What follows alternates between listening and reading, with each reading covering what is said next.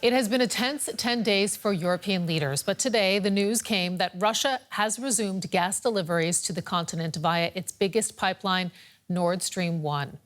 The pipeline was shut down for 10 days for scheduled maintenance. And many feared Moscow would not resume supplies because of tensions over its invasion of Ukraine.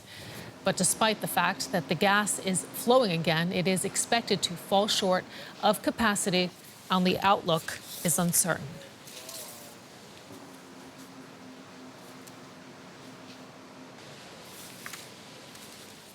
And we have team coverage of this development. We are joined by correspondent Benjamin Alvarez-Gruber, who is in Lubmin, where the Nord Stream 1 gas pipeline enters Germany, and Rob Watts from DW Business is with us here in the studio. Benjamin, I'd like to begin with you there in the field. Gas has started flowing again, as we've heard. Is this the sigh of relief that Europe has been hoping for? It's a sigh of relief, at least for now, but for the German government, Russia is very unreliable. A German economy minister and vice chancellor has repeatedly said that what Russia is doing is using technical issues to take political decisions. You mentioned it, saying that Russia is using energy, this crisis, for an opportunity also for them. So for now, it is a sigh of relief. Numbers could reach around 40% of the capacity, so quite similar to the numbers that we had before this annual maintenance that happens every year. But the situation is very dynamic and could change in weeks or in months. Okay. Rob, economically, at this point, at this stage, how dependent is Europe on Russian gas? Well, even now, it's still very dependent on Russian gas. The big realisation, the dawning realisation as soon as Russian troops set foot in Ukraine for the EU was that it was too dependent on Russia for its energy. It was getting 40% of its gas. That's the EU as a whole. Certain countries were getting much more than that. Germany was getting 55% of its gas from Russia, and the likes of Hungary, for example, getting 85%.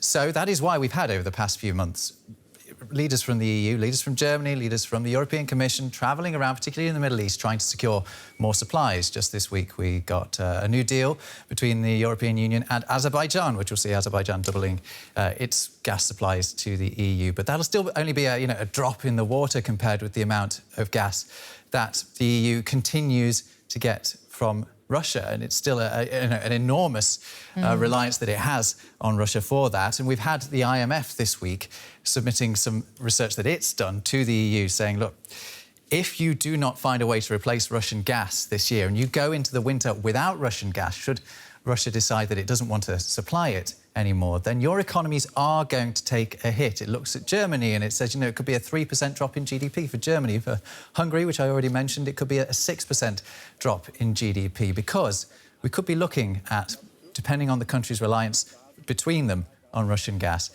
of shortfalls of up to 40% of the gas that they need to get them through the winter. OK, so quite a lot. Benjamin, given what Rob has just said, what are heavily reliant countries, for example, like Germany, doing right now to prepare for the fact that Russia could choose, perhaps sometime in the future, to cut off gas?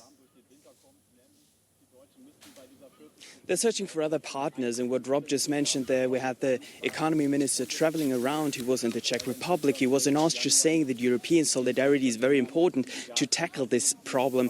He was also in Qatar, so the alternatives that Germany now has for the so-called liquid natural gas to have new LNG terminals. There would be here in northern Germany as well. They could then deliver this gas either from Qatar or also from the United States of America to search for new energy partnerships. There's also a French energy giant that said that by December of this year, it could have an operating LNG terminal to have alternatives to the Russian gas that Germany is trying to cut as much as possible.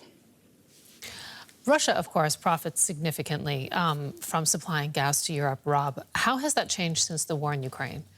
Well, it's, as you say, an enormous source of income and fuelling the war machine of Russia. So the EU has been trying to reduce its usage, and it's done that by about a quarter.